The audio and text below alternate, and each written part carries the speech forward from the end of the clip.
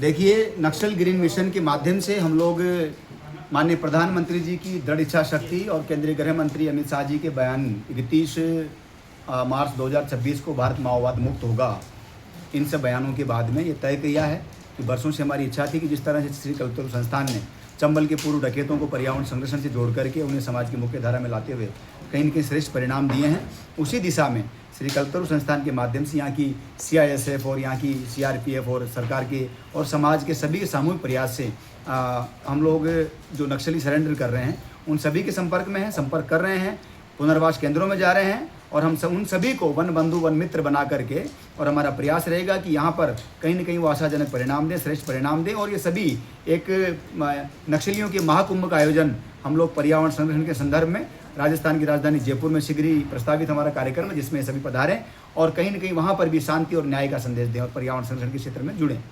कोरबा में क्या हालात नजर आते हैं आपको? कोरबा का बहुत अच्छा लगा मुझे, सभी लोगों का बहुत अच्छा स्नेह मिला है। बाकी जो सरेंडर कर चुके हैं उन लोगों से मिल रहे हैं, जो सरेंडर नहीं किया है वो लोग अभी कुछ बचे नाम मात्र के।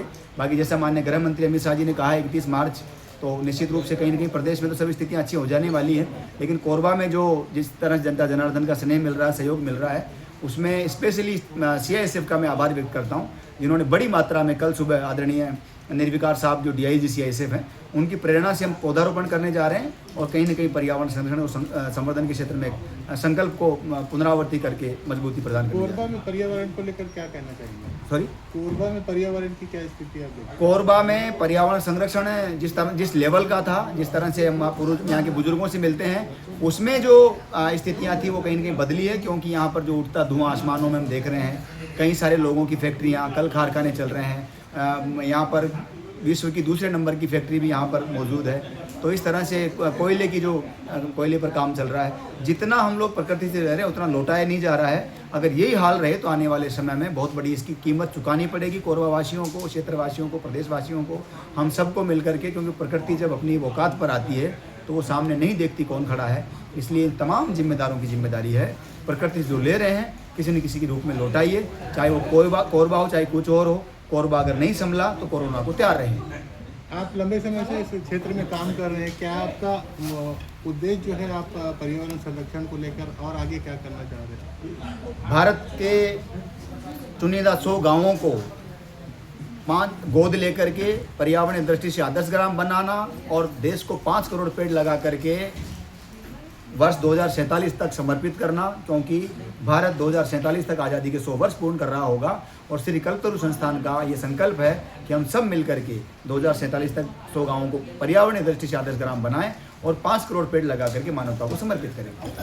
पर्यावरण कैसे बचेगा जब इतना सारा पर्यावरण कट रहा है, पूरा पेड़ कट रहे हैं? मैंने वही निवेदन किया कि जैसे भी जहाँ भी संभव हो सके पर्यावरण का जहाँ संरक्षण नहीं हो रहा है वहाँ पर सभी लोग अपनी अपनी जिम्मेदारी का निर्वहन करें, अपनी बात को मजबूती से रखें। जैसा मैंने कोरबा के संदर्भ में कहा, जैसा नक्सलियों के संदर्भ में कहा, जैसा डकैतों के संदर्भ में कहा, चंबल के वालों के संदर्भ में कहा, तो ऐसे ही हर कोई अपनी जिम्मेदारी का एहसास, और जहाँ जिम्मेदारी नहीं है वहाँ पर हर कोई अपने तरीके से दिखाए। जैसे अभी आपने मीडिया के बंधुओं होने के नाते आपने बात कही कि इस तरह से यहाँ पर अवैध खनन हो रहा है, या जहाँ खनन हो रहा है तो वहाँ पर जो एनवायरनमेंट क्लियरेंस है, जिन शर्तों पर उसको एनवायरनमेंट क्लियरेंस मिली है, क्या उनकी पालना हो रही है, इन तमाम बातों का भी हमें ध्यान रखना पड़ेगा। राजस्थान के टोंक जिले के लांबा गांव से 5 वर्ष की आयु में लगभग अपनी मां के साथ पहला पौधा लगाकर प्रेरणा लेकर, आशीर्वाद लेकर, आप सब जैसे लोगों का ही परिणाम था कि बनास में अवैध खनन की लड़ाई को लड़ने वाले 5-6 वर्ष के बालक भी कलेक्टर के पास एप्लीकेशन लेके जा सकते हैं। वो चेहरा आंखों के सामने दौड़ता है खुद का, क्योंकि उस समय पत्रकारों की ताकत साथ खड़ी थी।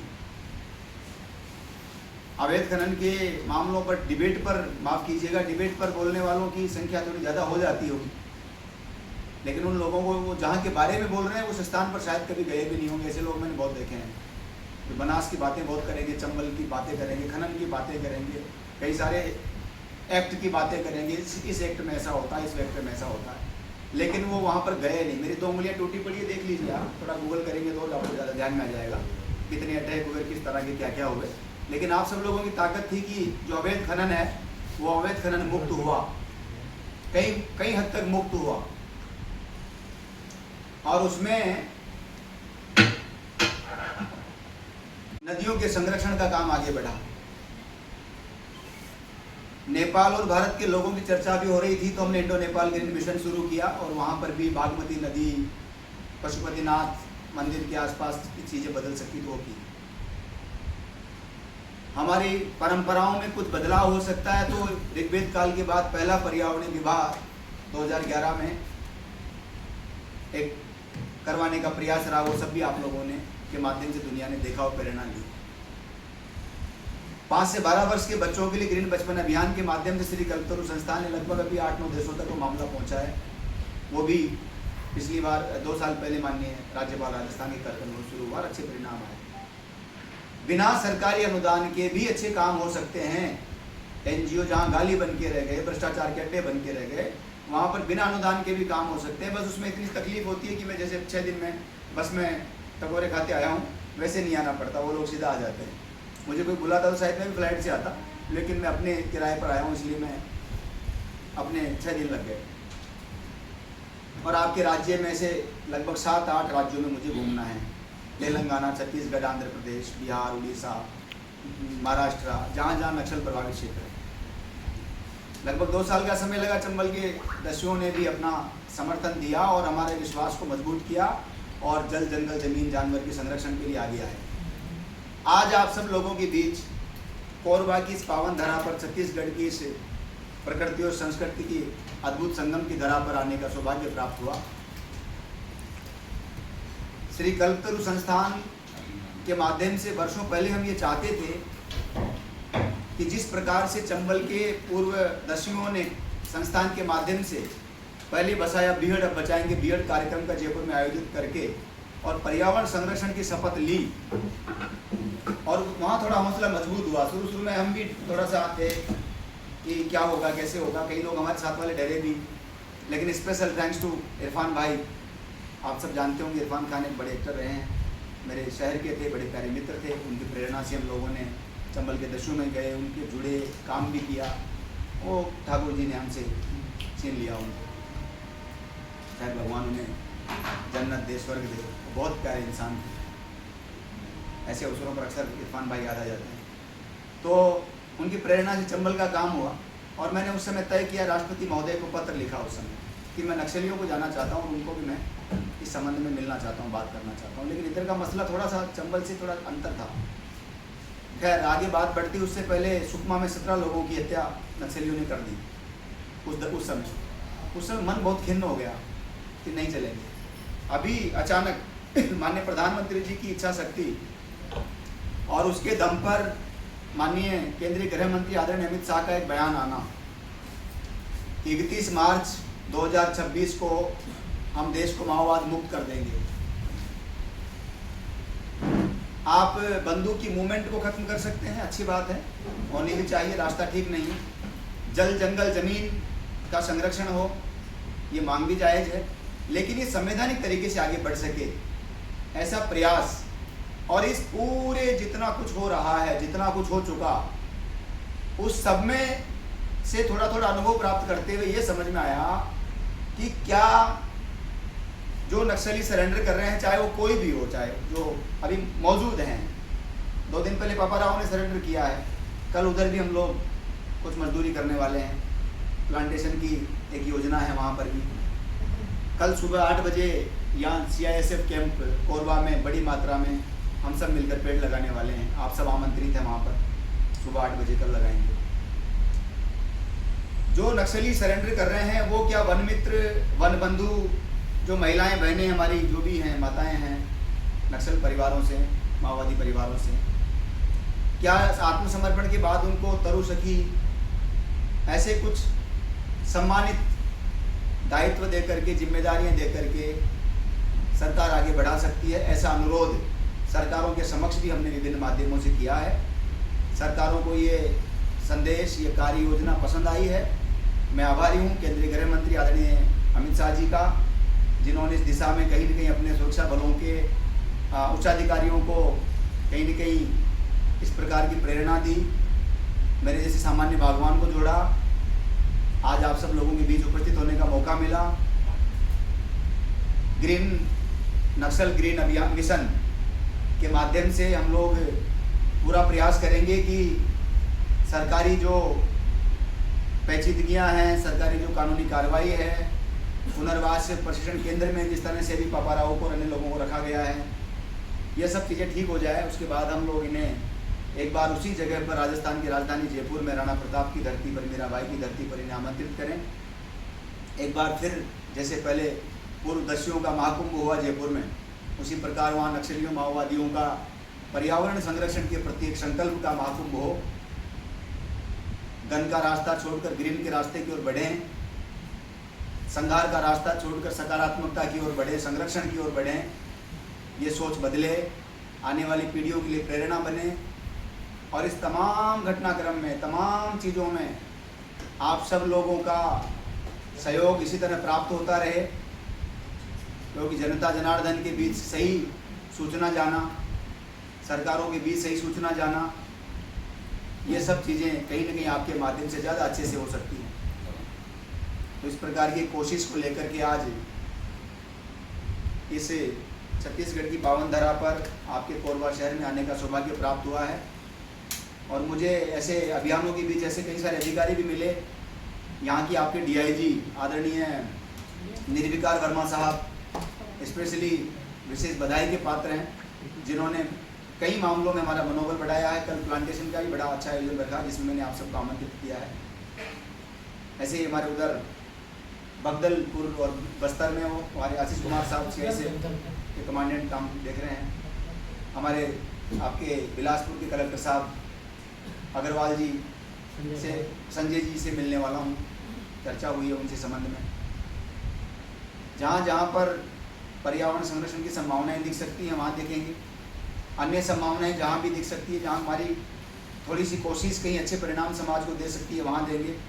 किसी BJP कांग्रेस से, किसी और पार्टी से, किसी नेता से, किसी अधिकारी से कोई लेना देना नहीं है दूर दूर तक। क्योंकि सामान्य रूप से कहीं प्रेस क्लब में जाना और किसी सामाजिक कार्यकर्ता का प्रेस कॉन्फ्रेंस करना, वो कहीं न कहीं किसी न किसी सिस्टम के साथ वो थोड़े दिनों बाद पता चलता है ये तो इसलिए था। अन्ना जी को कुछ लोगों ने इसलिए पकड़ रखा था बाद में पता चलता उनका। तो ऐसे इधर कोई अन्ना नहीं है, इधर तो सामने है जो भी कुछ है। तो इसलिए ऐसा बस मतलब किसी के दिमाग में ना रहे कि क्योंकि राजनीति इतनी ज़्यादा हावी हो गई कि बिना स्वार्थ के आदमी आगे निकल ही नहीं पा रहा है। तो ऐसी कोशिश के बीच एक छोटी सी कोशिश आप सब लोगों के दम पर, आप सब लोगों के साथ की अपेक्षा के साथ आगे बढ़ रहा है। और उसमें मुझे लगता है कि नक्सल ग्रीन मिशन आपके इस शहर से, आपके इस प्रदेश से, आसपास के प्रदेशों से सब लोगों के सहयोग से निकलकर एक वन मित्र, वन प्रहरी और तरु सखी इस तरह की बयार के बीच ये बाहर पहुंचेगी। इन शुभकामनाओं के साथ आपका आभार। अब आप सब लोग जो भी चर्चा करना चाहें। कोरबा आने का जो प्रायोजन है, कल का ट्री प्लांटेशन है कि इसके अलावा कुछ भी है? कोरबा में कल प्लांटेशन करेंगे, अधिकारियों से संवाद करेंगे, आगे की कार्य योजना पर एक समीक्षा होगी। जो कार्य योजना आगे की हमारी है, किन किन जिलों में जाना है, किन किन लोगों से मिलना है, जो पुनर्वास में हैं उन लोगों से अधिकारियों के माध्यम से कहाँ कितना किस तरह से क्या हो सकता है, क्योंकि आम आदमी उनके पास अभी जा नहीं सकता, तो वहाँ किस तरह जाया जा सकता है, तो उनकी चर्चा होगी। उसके बाद में फिर आगे निकल जाएंगे। ग्रीन मिशन को लेकर कोरबा में क्या बोलते हैं संभावनाएं तलाशते हैं, क्या यहाँ पे किया जा सकता है? यहाँ पर मुझे जो लगता है, मोटा मोटी लगता है कि विकास के नाम पर इधर विनाश बहुत हो रहा है। आपको विकास के नाम पर बहुत विनाश हो रहा है। मशीनें रोजगार छीन रही है। अगर इन लोगों को रोजगार मिल जाए तो फिर तो बात ही खत्म हो जाए। तो एक तो रोजगार इन लोगों को मिल जाए और यूनाइटेड नेशंस भी और MOUCCF भी, केंद्रीय वन पर्यावरण और जलवायु परिवर्तन मंत्रालय की भी ऐसी मंशा है कि ग्रीन जॉब्स क्रिएट हो, इको फ्रेंडली एम्प्लॉयमेंट हम दें, तो वो यहाँ की पर्यावरण से निकल सकता है। और यहाँ पर जितना खनन हो रहा है, सॉरी है, सत्य तो यही है। एक गजल का शेर है कि सत्य की रक्षा उन्हीं को सौंप दी मैंने, सत्य सांस से जिन्हें कहना नहीं आता, पेट के बल लेट कर मैं रोता नहीं, इससे लोग कहते हैं मुझे कहना नहीं आता, हाँ मुझे संसार में रहना नहीं आता। तो सत्य तो यही है कि चाहे यहाँ मुझे कलेक्टर ने बुलाया हो, चाहे किसी और से चर्चा हो रही हो, लेकिन सच ये है कि आज जो खनन जितना हो रहा है उतना प्रकृति को लौटाया नहीं जा रहा है वापस। ये सरकारों की भी जिम्मेदारियाँ हैं, ये उन कंपनियों की भी जिम्मेदारियां हैं। तो ऐसे में ये संभावना तलाशी जा सकती है कि जो यहाँ का जो यूथ है, यहाँ के जो लोग हैं, आदिवासी समुदाय के जो लोग हैं, उनको यहीं हम इको फ्रेंडली जॉब्स क्रिएट करवा सकते हैं, उनको प्लांटेशन से जोड़ सकते हैं। तो सरकारें करोड़ों रुपए पानी की तरह इधर उधर पर्यावरण के नाम पे बाकी और रिजल्ट नहीं आते हैं। उन लोगों को तो बहुत कुछ पता है। सभी प्रकार से संभावना यहाँ पर बहुत बलवती हो सकती है। हमारे लिए हमारे लिए यहाँ की विडम्बना जो है सच्चाई है। कोयला नहीं खुदेगा तो हमारा पावर प्लांट नहीं चलेगा, पावर प्लांट नहीं चलेगा तो यहाँ के रोजगार खत्म हो जाएंगे। ये तो हमारी जरूरत है सर, लेकिन प्रकृति का एक नियम है, आप जो ले रहे हैं वो आपको लौटाना पड़ेगा किसी न किसी रूप में। जो गड्ढा आपने किया है धरती में, उसको किसी न किसी तरह से भरिए। जो मिट्टी आप निकाल रहे हैं उसे तो आप भर नहीं सकते, उसमें अपने घर का खाना पीने का टुकड़े डाल सकते हैं, घास फूस डाल सकते हैं, कुछ चीज़ें डाल करके उसको भर सकते हैं। वो प्रकृति की भरपाई आप करनी पड़ेगी। आपको कौन बोल रहा है कि आप विकास मत कीजिए? उसके पैरेलल चलना है ना। प्रकृति और विनाश और विकास साथ साथ चले। माननीय प्रधानमंत्री जी ने कहा आपने 5 जून के उद्बोधन में, विकास और विनाश साथ साथ चले। वो कैसे चलेगा? वो तब चलेगा कि आपने जो एनवायरमेंट क्लियरेंस के नाम पर जो आप परमिशन लेके आए थे कि हम यहाँ पर भट्टा लगाएंगे, हम यहाँ पर सट्टा लगाएंगे, यहाँ पर ये करेंगे, वो कहाँ है आपका? वो तो आप पूरा ही नहीं कर रहे। आप जितना निकाल रहे हैं उतने पेड़ कहाँ लगा रहे हैं आप? ये समस्या है ना। विकास के नाम पर जितने पेड़ काट रहे हैं, वो जितनी ऑक्सीजन समाज को देते थे, उसकी भरपाई कहाँ से हो रही है? ये प्रश्न नहीं कर रहा कोई। वो चलना चाहिए। रोजगार की बात आपकी बिल्कुल सही बात है, जायज बात है, इसमें कोई दो राय नहीं। और आवश्यकता बंद मत कीजिए। प्रकृति से जो ले रहे हैं वो दीजिए, वरना आपके पास में फिर एक नया कोरोना आने वाला है कोरबा में। आप लिख के रख लीजिए बात। ये प्रकृति के का जो सत्यानाश किया हम लोगों ने, मनुष्य जो अपनी जिम्मेदारियां भूल गया, उसी का परिणाम था। हर जगह धुआं सा उठ रहा है, पूरा जल रहा है। इधर देखा मैंने। आप राजस्थान से हैं जी अरावली बचाओ आंदोलन जो हाल ही में हुआ, हाँ, थे हम उसमें। वो वहाँ क्योंकि आपका इन्वॉल्वमेंट था, तो मैं ये समझना चाहता हूँ कि जैसे अरावली को बचाने के लिए, क्योंकि खनन वहाँ बड़ा मुद्दा था, अवैध खनन, और फिर जो सुप्रीम कोर्ट ने जो परिभाषा दे दी थी, उसके बाद ये आशंका बड़ी हो गई थी कि बड़ा हिस्सा 90% हिस्सा वहाँ का खनन में चला जाए। यही चीज आप जो छत्तीसगढ़ की पीड़ा बता रहे हैं, छत्तीसगढ़ का हसदेव क्षेत्र जो है वो भारत का फेफड़ा कहा जाता है। तो आपको कौन सा बड़ा फर्क लगता है? तो अरावली में देखिए आपके हजारों लाखों केर के छोटे छोटे पौधे भी बचाने के लिए निकल पड़े, और हमारे यहाँ सैकड़ों साल पुराने जो नृत्य है, आपकी आपकी पद्धति से आप वृक्षारोपण कर रहे हैं, आप एक योगदान दे रहे हैं, वो बिल्कुल बहुत महत्वपूर्ण है। भले वो गिलहरी जैसा योगदान है राम सेतु में, बहुत जरूरी है, मगर उससे इन वनों की भरपाई नहीं हो सकती। तो आप क्या महसूस करते हैं कि इस, और जैसे हमारे भाई साहब ने कहा कि रोजगार की बात है, रोजगार छोड़िए, जीवन बचाने की जो जद्दोजहद है, क्या महसूस करते हैं कि छत्तीसगढ़ में वो जीवटता, वो जद्दोजहद दिख नहीं रही है जो राजस्थान में दिखाई? बुभुक्षितम किम न करोति पापम, बुभुक्षितम किम न करोति पापम। इसलिए थोड़ी सी दिक्कत है और कोई दिक्कत नहीं है। जिस आदिवासी के पास में आप देखिए जो स्थिति हम देख रहे हैं, हम नाम सुनते थे किसी का कि वो उसके ऊपर गाने भी बने, एक नक्सली पर लोगों ने उसका डेड बॉडी लेकर के बहुत रोना पीटना मचाया, बाद में उसके ऊपर बहुत सारी चीज़ें हुई।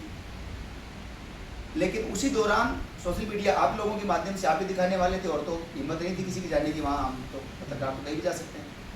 उन आप लोगों के माध्यम से पता चला ना कि उनकी स्थितियाँ क्या है। जब उनके टॉप मोस्ट जो सुप्रीम कमांडर थे, उनकी स्थितियाँ क्या, 6-6 फीट के 5-5 फीट के उनके छोटे छोटे घरों थे, झोंपड़ी। जब उनकी स्थितियाँ ऐसी है तो उनके नीचे के जो लोग हैं उनकी स्थितियाँ कैसी होगी? अब मैं उनसे कहूँ तुम कल आगे आंदोलन करो मेरे साथ, विष्णु लामा धरने पर बैठ रहा है यहाँ पर, मैं तो कल बैठ जाऊँ यहाँ पर। पड़ोसी लेगा, परमात्मा लेगा, जान तो एक दिन देनी है, यहाँ दे देंगे। लेकिन आएगा कौन? इधर तो कुछ तो चाहिए ना थोड़ा सा। इधर तो हिम्मत ही नहीं किसी की चल के आने की। उधर हम तो मस्त मलंग पड़े हैं। उनकी बात है ना। तो पहले इन लोगों को रोजगार देना जरूरी है, नो डाउट आपकी बात सही है। दूसरी बात, आपने मियावाकी का उदाहरण दिया, आपका अच्छा रिसर्च है राजस्थान पे, और ये सब अक्सर से सत्य बात है जो आपने कही है। जायसवाल साहब ने जो कहा वो भी मैं समझ रहा हूँ भावना। उनका कहना ये था पर्यावरण बचे लेकिन भाई रोजगार तो चले। लेकिन मैं फिर वही पर आऊँगा, यहाँ के लोगों में भी जागरूकता की कोई कमी नहीं है, लेकिन आज भी आपका जो मैसेज है ना, मैं अकेले में 4 गड़बड़ काम करता हूँ, इस तरह का भाव, इस तरह की चीज़ें अगर हो सकती है, लेकिन मैं सामने मेरा अच्छा है, समझ रहे हो। छत्तीसगढ़ का उदाहरण देते हैं, आज भी पर्यावरण की बात चलती है तो ये हंसदे और कुछ कलंक जरूर, आपके कलंक ही कहूँगा मैं इनको, ये कलंक जरूर लग गए आपके राज्य के ऊपर पर्यावरण संरक्षण के संदर्भ में। जब कहीं वार्ता होती है तो, लेकिन सच बात यह है कि अभी भी छत्तीसगढ़ का उदाहरण दिया जाता है। हमें गर्व होता है जब छत्तीसगढ़ का नाम आता है।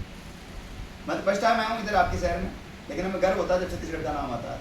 हम यहाँ के गौरवशाली अतीत को कुरेदने लगते हैं, बड़ा गर्व महसूस करते हैं। तो कहीं ना कहीं जागरूकता का अभाव है, नो डाउट, लेकिन थोड़ा सा लोगों में जागरूकता बढ़े, यहाँ के स्थानीय जो पर्यावरण कार्यकर्ता है उन लोगों को थोड़ा सा हमें मजबूती मिले। और ये जो सबसे बड़ी बात आपने कही, रोजगार बिल्कुल क्रिएट होंगे। ग्रीन नक्सल मिशन एक ऐसा मिशन है यहाँ के, सच बता रहा हूँ मैं आपको, आप ये लिख के रख लीजिए, अगर यहाँ के लोगों को हमने कहीं न कहीं वन मित्र वन बंधु बना करके यहीं के जंगलों की जिम्मेदारी, क्योंकि आपके यहाँ पेड़ लगाने से ज़्यादा पेड़ बचाना महत्वपूर्ण है छत्तीसगढ़ में, वहाँ राजस्थान में लगाना ज़्यादा महत्वपूर्ण है। तो हमारे यहाँ तो पेड़ कितने हैं, मेरे गांव में बचपन में एक फ्रूट का पेड़ होता था, आम का पेड़ था किसी के, और जब मेरे पिताजी हम ठाकुर जी की सेवा करते तो हम लोग वो पत्ते तोड़ के लाते बांदरवार बनाने के लिए। सुझाव सराखों पर पवित्रता से, आत्मा से आपने जो शुद्ध मन से सुझाव दिया, निसंदेह वो कहीं न कहीं प्रेरणा का काम करेगा, हमारे लिए ऊर्जा का काम करेगा। मैं पूरा ध्यान रखूँगा इसका। और मेरी फिर यही प्रार्थना है कि यहाँ के लोगों को पूर्व डकैत, पूर्व नक्सली, पूर्व माओवादी ये सब कहने की बजाय कहीं वन मित्र वन बंधु बनाया जाए। उन माताओं को, बहनों को कहीं न कहीं जो 20 किलो की SLR, 20 किलो की AK-47 और लेकर के जो चल रही है, उनको आप इधर उधर सरकारी चौंसलों में मत घुसाइए प्लीज़, क्योंकि चौंसले ही कहूँगा मैं। वो चौंसले मैंने वहाँ देखे हैं, बीहड़ में देखे हैं। वो पंचम सिंह जिसके इशारे पर ट्रेन रुकती थी, इंदिरा गांधी की हालत ख़राब हो गई ज़माने में, वो पंचम सिंह को सरकार ने, सॉरी है मैं वैसे जिक्र कर रहा हूँ, उन्होंने, सरकार ने घोषणा की कि भाई 3 बीघा ज़मीन और उनको एक पुनर्वास के समय देते हैं ना जायसवाल साहब। तो आपका आश्चर्य होगा कि उसको ज़मीन को लेने के लिए उसको वापस मुझे बोला कि मैं बंदूक उठाऊँ क्या। मैंने क्या हुआ, बोले ऐसे ऐसे मामला अभी तक ना चलो, ससुर हमारे आते कर दिया, हमारी ज़मीन खा गए फलाना करके। मैं बोला, मैंने कहा यार चलो मिलते हैं, ग्वालियर कलेक्टर से मिलते हैं। क्या हुआ था उसके साथ? उन्होंने कुछ नहीं, वो उनको पंचम सिंह जी की जो जमीन घोषणा की सरकार ने, वो देने में इतने वर्ष लगा दिए कि वो वापस बंदूक उठाने को तैयार हो गया अपनी उसके लिए। लेकिन परिवर्तन आता है सर। एक आप मोहर सिंह का नाम सुना होगा आपने? हाँ सुना है। मोहर सिंह से आंख मिलाने में ताकत चाहिए थी, वो शेर था जिंदा इंसान की शक्ल में।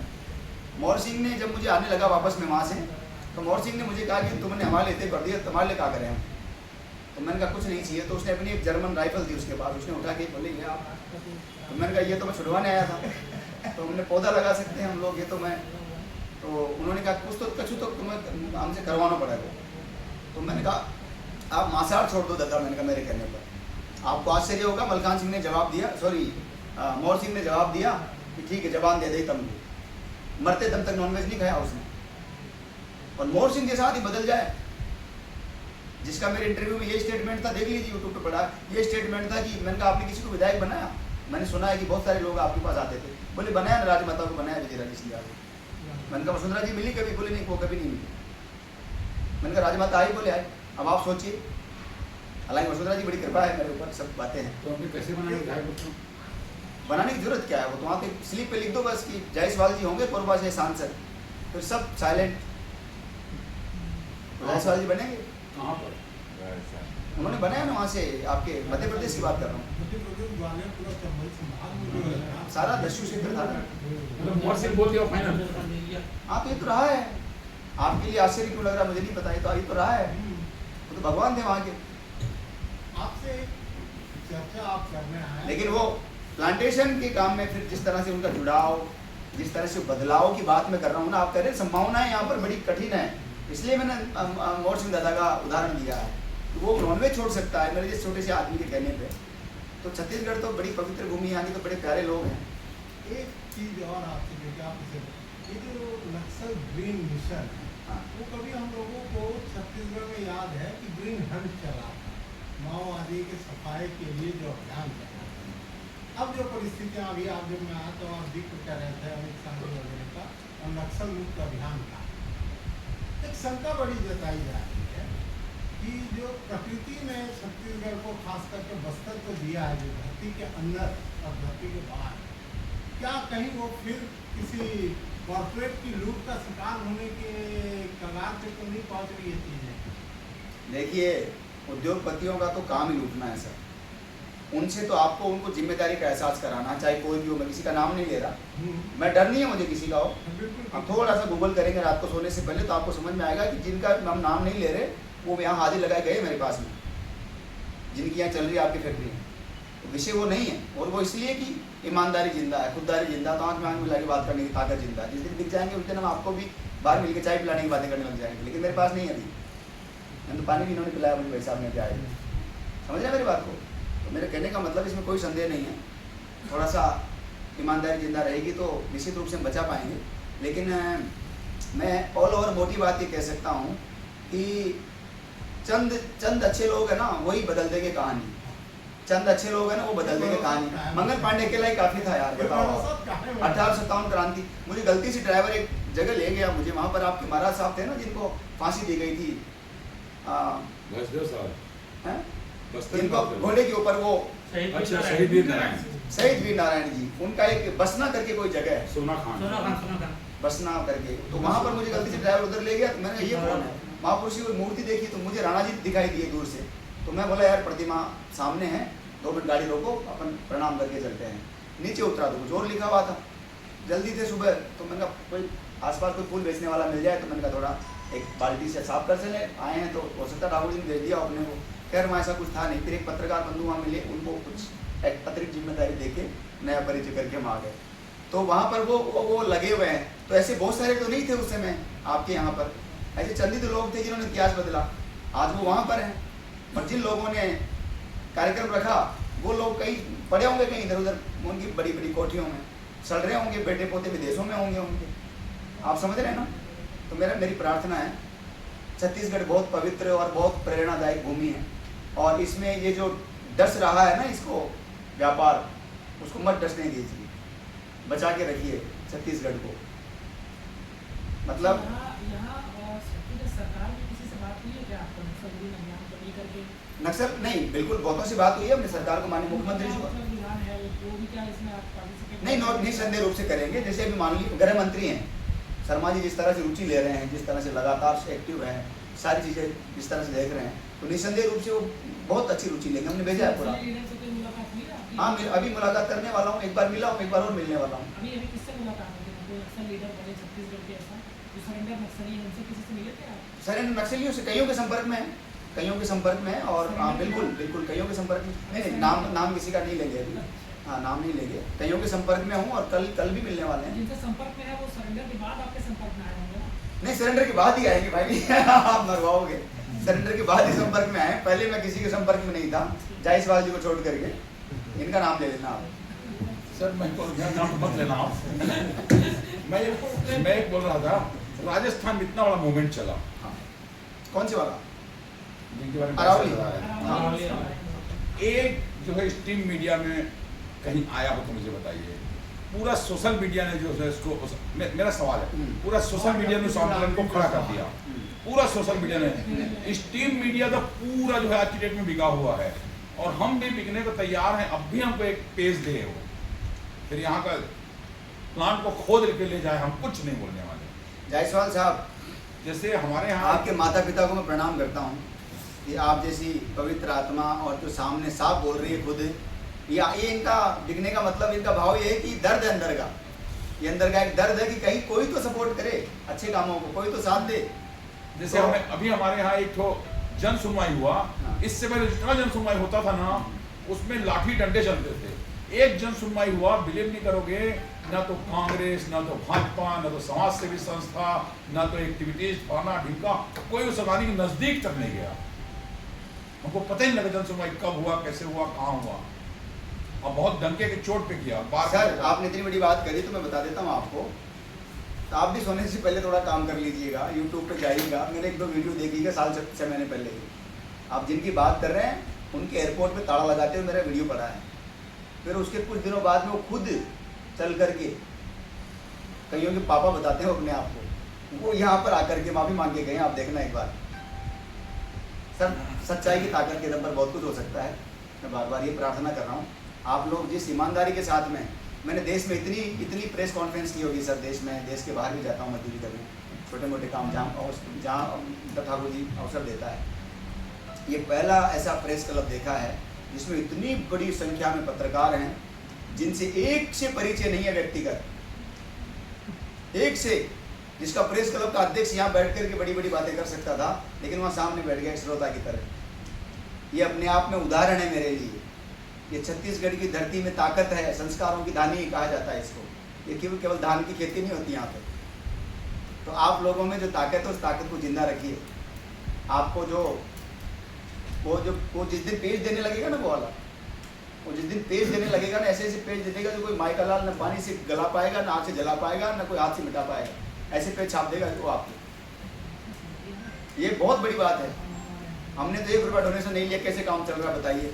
और अपमान सहते हैं, हर दिन सहते हैं अपमान, हर दिन आरोप सहते हैं, अंदर ही अंदर घुटते हैं, जलते हैं। माँ बाप छोड़ दिए, परिवार, संसार, जमीन जायदाद, दुकान मकान, कोई शादी कुछ नहीं, 24 घंटे सिर्फ पेड़। और उसके बावजूद भी कहीं न कहीं से कहीं भीड़ में से एक आवाज आ जाती है, बिक गया होगा शायद ये। नहीं, एनजीओ मतलब चोर। एनजीओ मतलब चोर, सोशल वर्कर मतलब फ्यूचर लीडर। स्पेशली हमारे कुछ कई सारे कथावाचक कवि कई सारे पहुंच गए उधर, बेचारे बुढ़े की टांग पकड़ के। मैं वहां भी पढ़ा रहा कुछ समय तक उनके पास भी। मैंने कहा भाई साहब, जब पता चला कि वो जो अखबार पढ़ रहा था वो सीएम बन के जायसवाल जी का मित्र निकला। मैंने कहा है? बोले हाँ वही थे जो परसों अखबार पढ़ रहे थे आपके साथ। मैंने कहा ये तो वही निकले पतले से। बोले हाँ वही। अब जो दरगाह में कविता पढ़ रहा तो 15 लाख रुपए ले रहे हैं घंटे। हाँ बताओ आप ही के राजस्थान में हाँ कविता पढ़ रहा बिल्कुल बिल्कुल पता है मुझे। 15 लाख लेता है और विद जीएसटी 1 नंबर में लेता है पैसा। वो उसकी खासियत है। तो मेरे कहने का भाव ये है, मेरे रायगढ़ आने का हर साल। आप आरटीआई में विश्वास रखते हैं क्या? आरटीआई में विश्वास तो रखना ही चाहिए। डॉक्यूमेंट तो हम भी प्राप्त करते हैं। प्राप्त करते हो ना, तो एक डॉक्यूमेंट यहाँ प्राप्त हो रहा। हमारे इतना वृक्ष लगा चुके हैं कि जमीन कम पड़ गया है। हमारे पूर्वा जिले में इतना वृक्ष लगा दिए हैं कि एक पेड़ के ऊपर एक पेड़ ऐसे चल रहा हमारा। हमारे यहाँ समस्या क्या है ना, जितनी जमीन नहीं है ना उससे 10 मिनट पौधे लग चुके हैं। हमारे यहाँ समस्या क्या है, एक निवेदन करूँ आपसे। हमारे साथ एक समस्या है। आप कॉमन सवाल है दोनों के लगभग, ये भी कॉमन ही सवाल है। आपने भी सब पौधों को लगा के संरक्षण नहीं होने की शिकायत की है। देखिए, श्री कल्पतरु संस्थान एक सामाजिक संगठन है, धीरे धीरे अनेक स्थानों पर काम करने लगा है, देश में, देश के बाहर। कल्पतरु संस्थान ने जहाँ भी पेड़ लगाया वहाँ पहले आपसे लेटर प्राप्त किया, चाहे वो होगा प्रेस क्लब, होंगे जायसवाल जी, प्रेस क्लब के बाहर 100 पेड़ 100 ट्री गार्ड हमें लगवाने हैं। ट्री गार्ड अगर हमसे पॉसिबल हुआ तो बनवाए, नहीं तो 100 पेड़ हम लगवा सकते थे। ये हमारे पास साधन संसाधन थे। एक लंबी चौड़ी टीम तैयार हुई जो सीड कलेक्शन करती है, गर्मियों के दिनों बीज कलेक्शन करती है, पौधे तैयार करती है और वो फ्री में उपलब्ध करवाते हैं। हम लोग हमारा तय है, हमने लगवा दिए। लेकिन प्रेस क्लब के लेटर पैड पे जायसवाल जी लिख के दिया 3 साल का मेंटेनेंस हम करेंगे, नहीं करेंगे तो हमारे खिलाफ आप मुकदमा दर्ज करवाएं। और हमने कई जायसवाल जी के खिलाफ मुकदमे दर्ज करवाए, ऑफिशियली हमारे पास रिकॉर्ड है। 15 साल में पहली बार मैंने अपने कमरे की सफाई करी, उसका वीडियो भी देख लेना आप, अभी चौंक जाओगे देख करके आप। 9 कट्टे कचरे के निकले हैं और शायद 27 कट्टे किताबों के निकले, किताबों की और 2-4 पुरानी को लंगोट वंगोट काम जहाँ पुरानी कुर्ते कुर्ते से कुछ पड़े होंगे। आप समझ रहे मेरी बात? तो उस तरह से चले हम, तो जितना काम हमने हाथ में लिया उसको ईमानदारी से करने का प्रयास किया। बाकी जनता जनार्दन, इतिहास, ठाकुर जी सब गवाह हैं। लेकिन हमारी प्रॉब्लम क्या है? प्रॉब्लम ये है कि हम लोग अपने घर में कुछ बच्चे को जुकाम हो गया तो घर का जो घोड़ला होता है ना, भैरू जी गांव में आते नहीं है, इसमें देव देवता आते हैं, उस घर के घोड़ले को तो हम पूछते नहीं है। और हम जाते हैं बहुत दूर की, वहाँ जापान के फलाने शहर में वो देवता, उसके पास जाओ वो तो तुरंत तैयार कर देगा। अरे ये तैयार कर देगा, इसको पूछो तो सही, इसको पूछो तो सही। अब यहाँ कोई आरटीआई लगाने वाला नहीं मिल रहा आपको छत्तीसगढ़ में। नहीं, लगाने वाले बहुत हैं। तो लगा करके ऐसा कोई एक तो बलिदान ही होगा। नहीं, लगाने वाले बहुत हैं, बस पहला चिट्ठी लगाते हैं, दूसरा चिट्ठी नहीं लगाते। हाँ, मेरा भाव ये है, लामा जी मेन विषय क्या हम दूसरा चिट्ठी नहीं लगाते। हम लोग जो महसूस करते हैं